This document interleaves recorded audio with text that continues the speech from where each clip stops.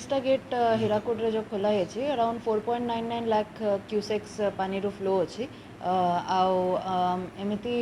Upstream रे जमी वर्षा होची सेटा देखिकी लगुच देर इज अ पॉसिबिलिटी जे आउ गेट भी खोली पारे ए करंट सिचुएशन रे हमरो सबू पंपिंग स्टेशंस गुड़ा चली सिटी एरिया रे हमरो आपण जानछंती 29टा स्लुइस गेट अच्छी सिटी भितरे ता भितरे बिनाखांडी रे जो 6टा थिला सेटा को बंद करा हेतिला एबे लेवलटा पंडिंग रो लेवलटा टिके कमुची तो सेटा एबे थ्रू हे जिवो बाकी गेट गुड़ा एबे सुधा दरकार पड़े खाली गेट नंबर 2 जोटा अच्छे आम रिंग रोड रे सेटा को बंद करके पंपिंग करा होतिला एबे बाकी गेट्स रू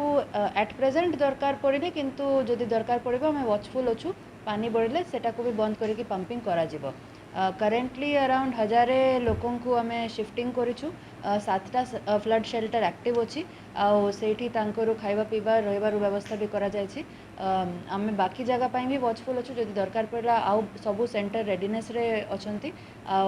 जो जो केते गेट खोलिला पर जेते पानी आसे से प्रोपोर्शनेट लेवलटा हम जानिछु और से हिसाब रे इवैक्यूएशन प्लान टा करा है।